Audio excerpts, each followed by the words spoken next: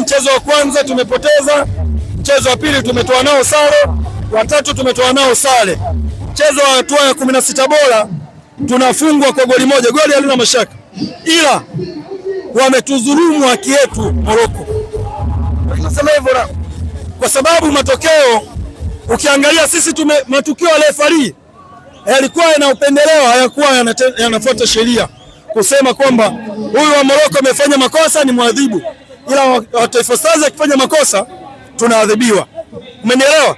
Na dakika za mwisho tunanyimwa clear penalty ya Idinado, kusukumwa hadi mfungaji wao wa goli ana mind Dice, yule mwenye jezi namba 10. Yes, ana mind kwamba beki wake alichokifanya ni maamuzi ya kipumbavu na ya kitoto, na hajapendezwa hata naamini hata maamuzi ya mwamuzi. Umeelewa? Kumtunyima sisi haki yetu. Kama tulikuwa tuna deserve kuenda dakika 30 kisha maamuzi ya penalty yaje kutokea ndio apatikane mshindi, litakiwa tufuate hizo vitu. Lakini mwisho wa siku unalazimisha refa kwamba mshindi awe Morocco. Mimi naamini Tanzania bado hatujatolewa.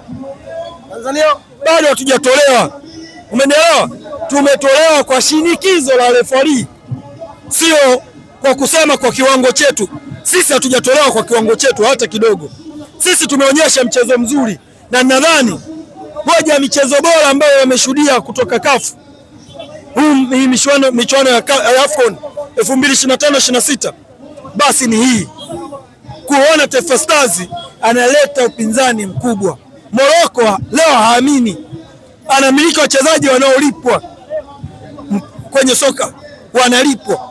Sisi hatuna mchezaji anayelipwa, sio? Lakini tumeleta upinzani.